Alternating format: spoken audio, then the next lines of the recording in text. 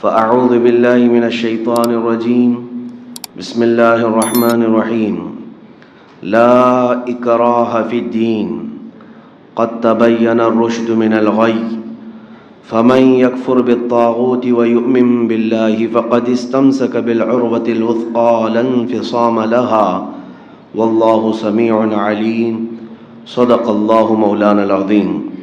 بارگاہ رسالت معاب صلی اللہ علیہ وسلم میں درود پاک کا ہدیہ پیش کریں۔ صلاۃ دائمۃ سرمدا ابدا۔ قرآن عظیم میں اللہ رب العزت نے ارشاد فرمایا،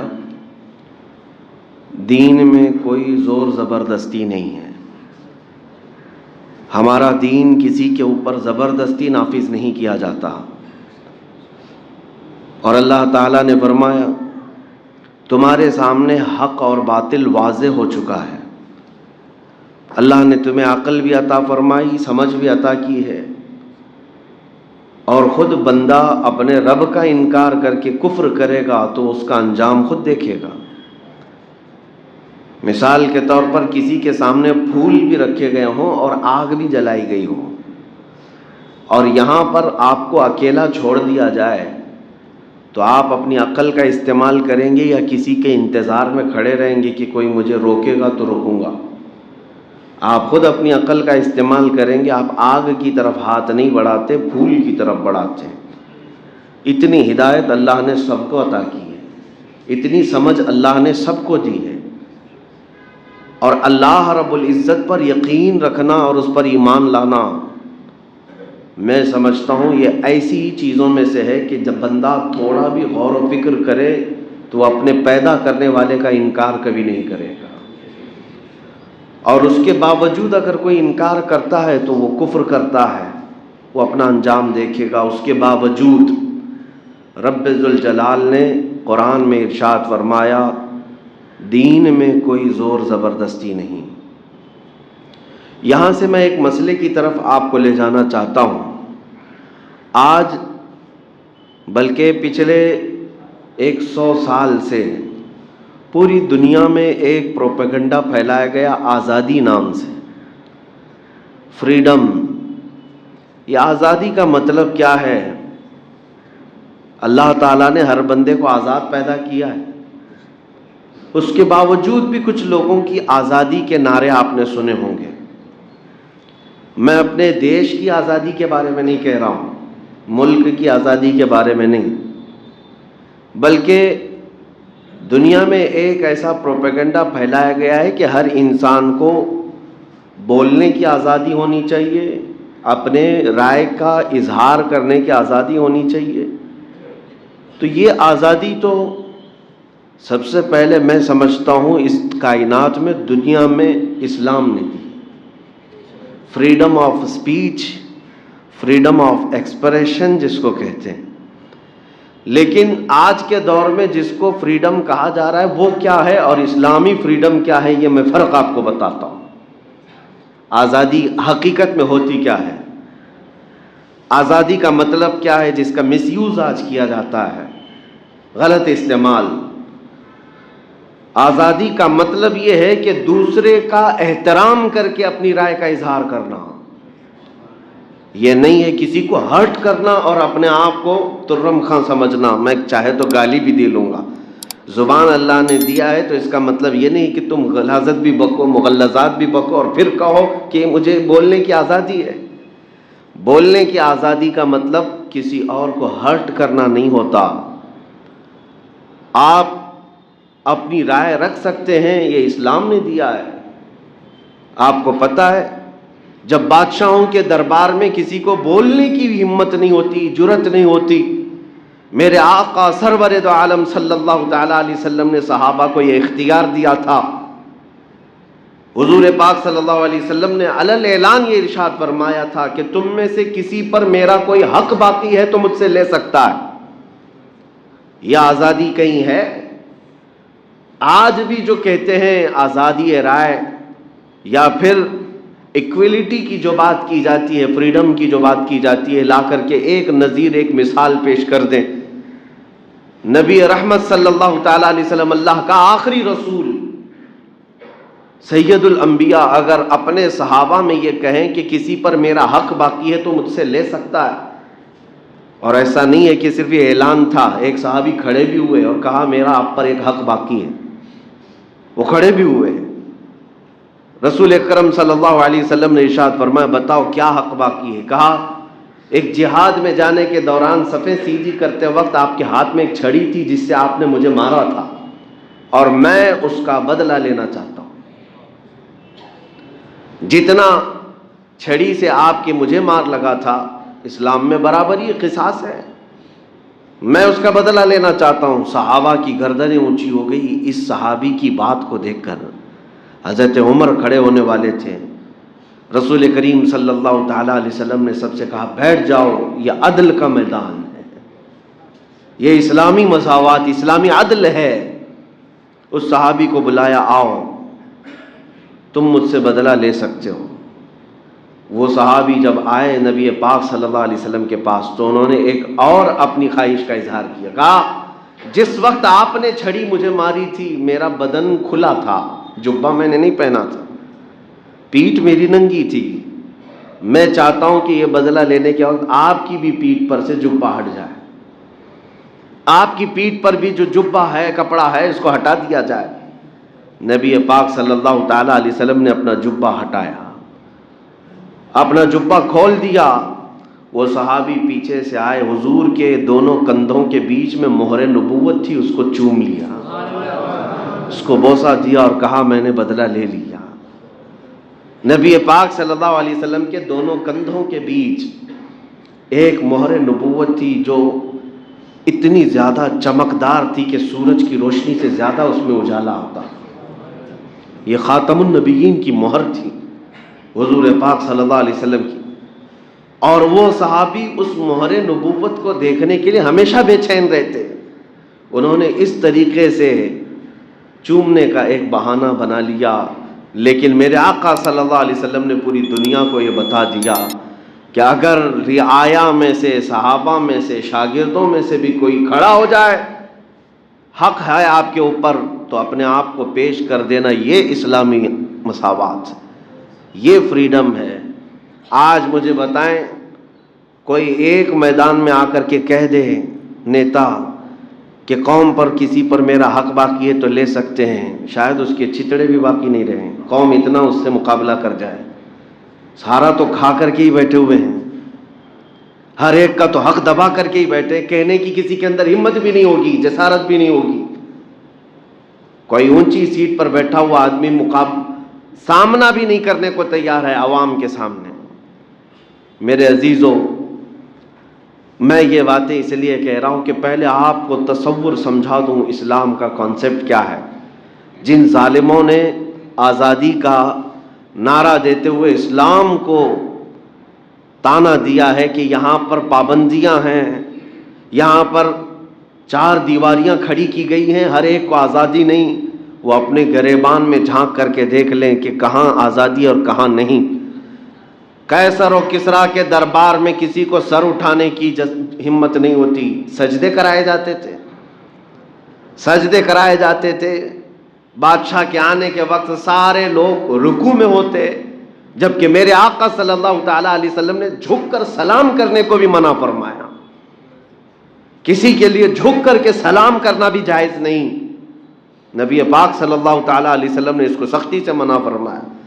ہم اللہ کے بندے ہیں، جھکیں گے تو صرف اللہ کی بارگاہ میں، اور کوئی بندہ کسی بندے کو نہیں جھکائے گا اپنے لیے، کوئی بندہ، وہ بادشاہ وقت کیوں نہ ہو جائے، وقت کا بڑا عظیم تخت کا مالک کیوں نہ ہو جائے، لیکن وہ کسی اور بندے کو نہیں جھکائے گا۔ اگر وہ جھکاتا ہے تو پھر وقت کا وہ فرعون ہے، وقت کا فرعون ہے۔ آپ کو پتہ ہے سیدنا عمر ابن خطاب رضی اللہ تعالیٰ عنہ، جن کے رعب کا عالم یہ تھا کہ دور بیٹھے ہوئے بادشاہوں کی فوج میں لرزہ طاری ہوتا آپ کے نام سے، عمر ابن خطاب رضی اللہ تعالیٰ عنہ، لیکن وہ عمر جب مسجد نبوی میں مدینہ طیبہ میں منبر پر کھڑے ہیں اور عین خطبے کے وقت ایک صحابی رسول حضرت سلمان فارسی کھڑے ہوتے ہیں اور سوال پوچھ بیٹھتے ہیں کہ امیر المومنین، یہ جو آپ نے جبہ پہنا، یہ جو کپڑے پہنے ہیں، کیا یہ وہی مال غنیمت کا نہیں ہے جو جنگ سے ملنے کے بعد سب میں تقسیم ہوا تھا؟ آپ نے کہا ہاں وہی کپڑا ہے، جیسے سب کو تقسیم ہوا ویسے میرے حصے میں بھی آیا۔ حضرت سلمان فارسی نے سوال کیا، سب کے حصے میں جو آیا کسی کا لمبا جبہ نہیں بن پایا، آپ کا کیسے بن گیا؟ سب کا کپڑا اتنا تو نہیں ملا کہ پورا جبہ بن جائے، آپ کا کیسے بن گیا؟ ہے کسی کو پوچھنے کی ہمت آج؟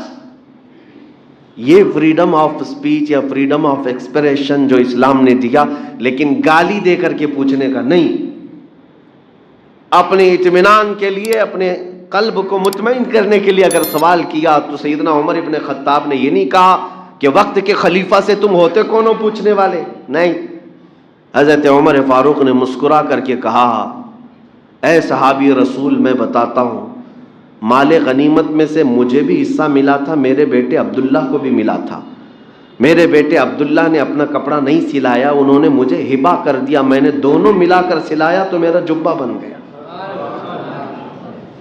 یہ اسلامی عدل بھی ہے، یہ اسلامی فریڈم بھی ہے، آزادی ہے۔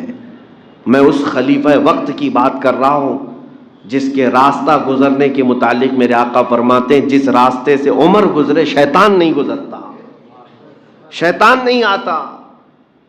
اس عمر ابن خطاب رضی اللہ تعالیٰ عنہ نے جب قوم کو یہ آزادی دے رکھی تھی کہ کوئی سوال کر سکتا ہے، تو تم کون سے فریڈم کی بات کر رہے ہو؟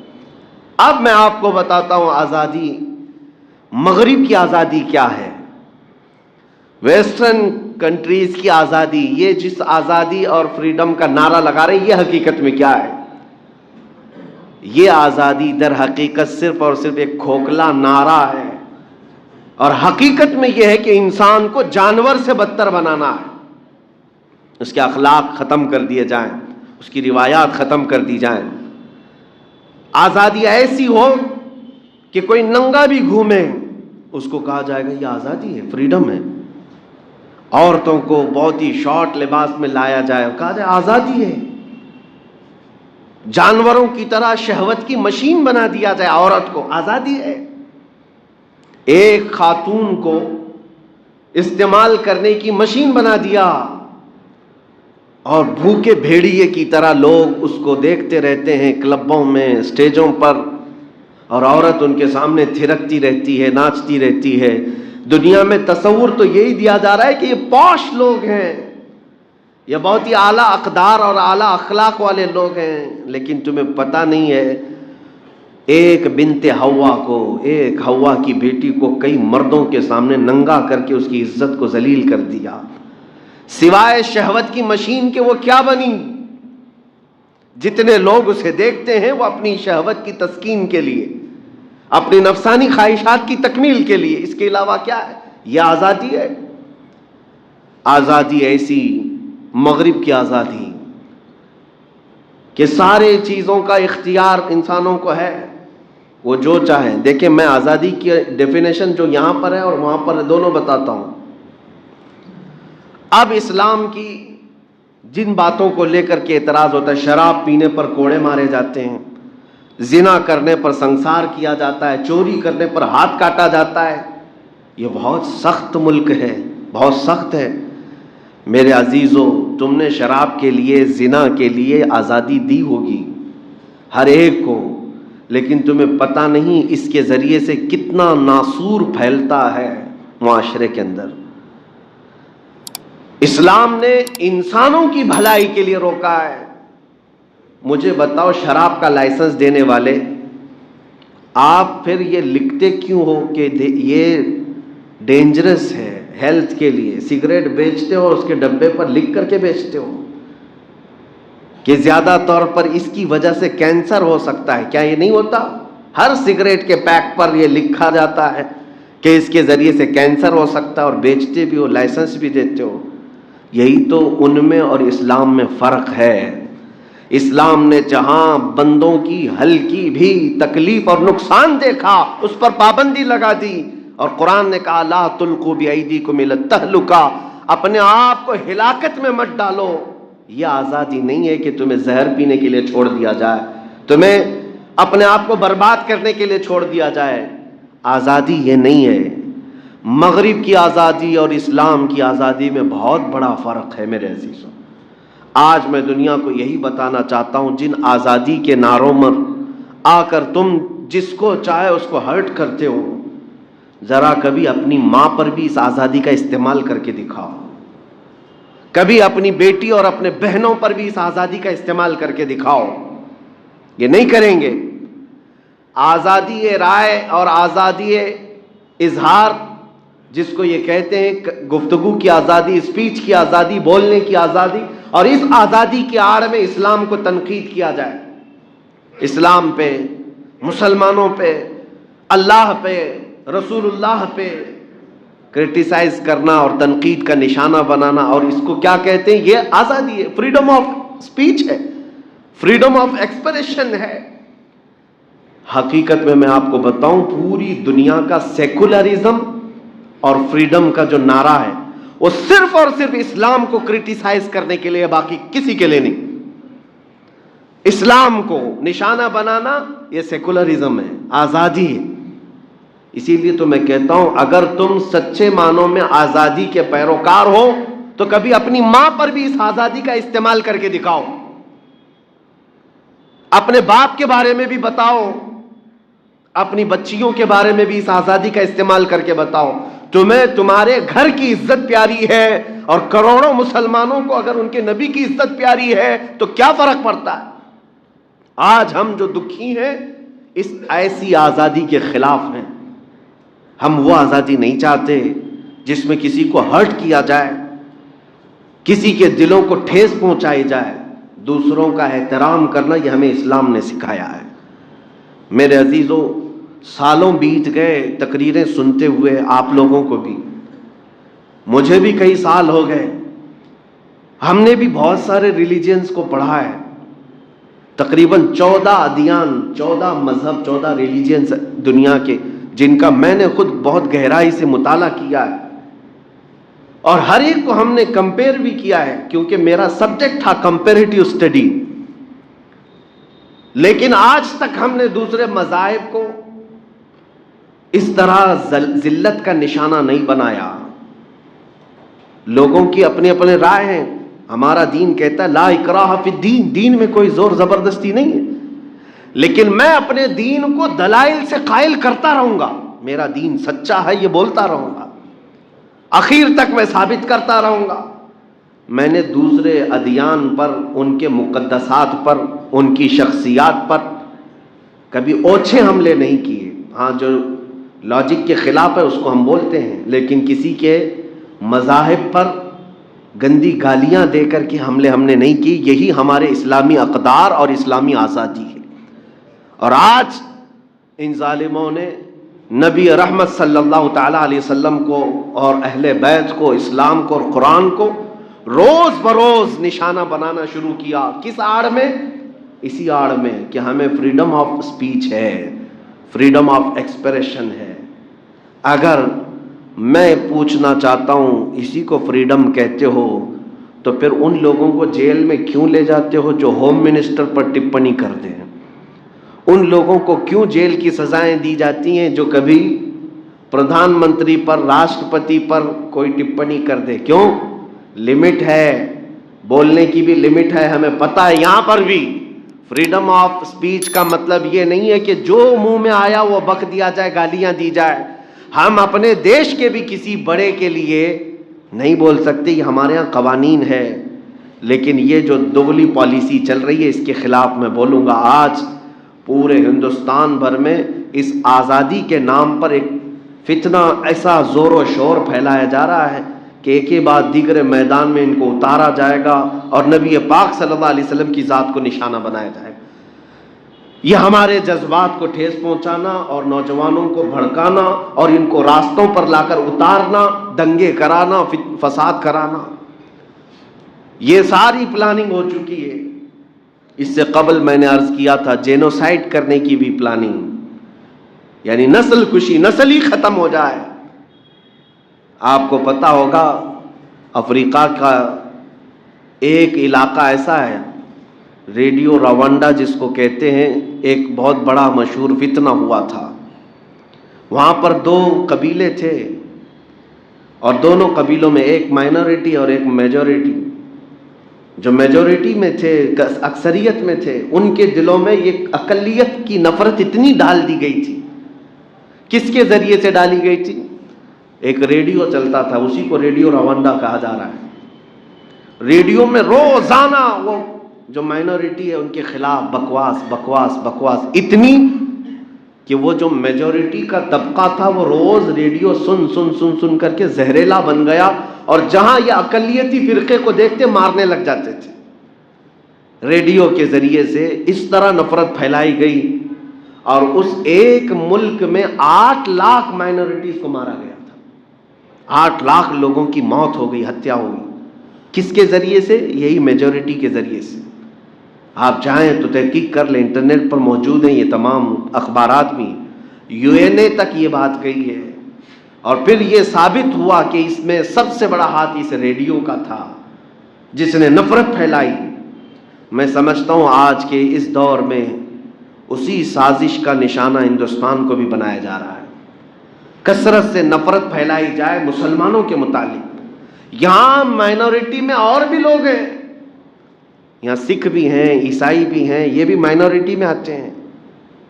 بودھ بھی ہیں، جین بھی ہیں، وہ بھی مائنورٹی میں ہیں. لیکن ان تمام مائنورٹیز کے اندر الپ سنکھیک جس کو کہتے ہیں، ان میں سب سے زیادہ مسلمانوں کے خلاف ایک زہر پھیلانا. اخبارات میں ان کے خلاف لکھو، ٹی وی ڈیبیٹس میں مکمل ان کے ہی مسائل کو چھیڑو، نیتاؤں کے ذریعے سے انہی کے بارے میں بولنے لگ جاؤ، اور ایک وقت ایسا بنا دیا جائے گا کہ عام نوجوان جو میجورٹی سے تعلق رکھتا ہے، اکثریتی فرقے سے، اس کا ذہن یہ بن جائے گا کہ ان لوگوں کو مارنا ثواب کا کام ہے، پنیہ کا کام ہے. یہ ساری سازشیں انہی اوقات میں جو دیکھنے میں آ رہی ہے، یہ آزادی کے نام پر چلنے والے فتنے ہیں. میں آپ کو ابھی سے آگاہ کرتا ہوں، ابھی سے میں آپ کو ان حالات کے لیے میں بتانا چاہتا ہوں، اور حکومت وقت سے بھی، کہ اپنے دیش کو اس طرح ٹوٹنے بکھرنے مت دو. بہتوں کا خون یہاں پر بہا ہے اس کی آزادی کے لیے، بہت ساری قربانیاں ہوئی ہیں. اس لہلہاتے ہوئے چمن کو اس قدر برباد نہ کرو کہ یہاں پر صرف اور صرف دھواں اٹھتا نظر آئے ہر جگہ، اور خون فساد ہونے لگ جائے. اسی لیے ہم مطالبہ کرتے ہیں، جو نبی پاک صلی اللہ علیہ وسلم کی شان میں بار بار گستاخیاں ہمارے ملک سے ہو رہی ہیں، یہ اس بات کی غمازی اور اشارہ کر رہی ہیں یہ باتیں کہ حکومت ان دنگائیوں اور ان ظالموں کی پشت پناہی کر رہی ہے، ان کی مدد کر رہی ہے. اگر سیریس ہوتی تو انہیں کب کے جیل میں اندر ڈال دیا جاتا، کھلے سانڈ کی طرح نہیں چھوڑا جاتا. بہرحال یہ تمام باتیں، یہ میرا میسج ہے آپ سب کو، میں یہ بتانا چاہوں گا. آزادی کا مطلب آپ کو بھی میں سمجھا دیتا ہوں.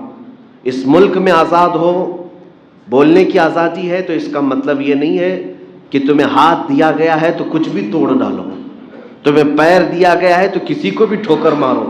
اس کا نام آزادی نہیں ہے. تمہیں زبان دی گئی ہے تو ہر راستہ چلتے ہوئے آدمی کو گالی دے دو، یہ آزادی نہیں ہے. لمٹ ہے، لمٹ ہے، ہر ایک کے حدود ہیں. کسی اور کو ہرٹ نہ کرنا، کسی اور کو تکلیف میں نہ ڈالنا، اور پھر تم آزادی سے رہو. تم پر کون سی پابندی ہے؟ بس حضور پاک صلی اللہ تعالی علیہ وسلم کے پاس ایک نصیحت ایسی آئی. حضور پاک نے ایک صحابی کو نصیحت میں کیا فرمایا؟ یہ سب کو جامع ہے، سب کو کامل ہے. اخلاق کسے کہتے ہیں؟ سب سے اچھے اخلاق نبی پاک صلی اللہ علیہ وسلم نے ایک جملے میں فرما دیا، ترک ما لا یعنیہ. نبی پاک صلی اللہ علیہ وسلم فرماتے ہیں ہر اس چیز کو چھوڑ دینا جو تمہاری شان کے لائق نہیں. اس میں سب آ گیا، جو تمہاری شان کے لائق نہیں ان تمام چیزوں کو چھوڑ دینا، یہی سب سے اعلیٰ اخلاق ہے. زنا کیا تمہارے لائق ہے؟ چوری تمہارے لائق ہے؟ کیا جھوٹ بولنا، فساد کرنا یہ تمہاری شان کو زیب دیتا ہے؟ جتنی برائیاں تمہیں زیب نہیں دیتی ان تمام کو چھوڑ دینا سب سے اعلیٰ اخلاق ہے. یہی سب سے بہترین آزادی بھی ہے. آزادی کا مطلب ننگے ہو کر گھومنا، لوگوں کے درمیان گالی گلوچ کرنا، یہ آزادی نہیں، یہ مغرب کی آزادی ہے، یہ ویسٹرن کنٹریز کی آزادی ہے جنہوں نے سارا نظام درہم برہم کر دیا۔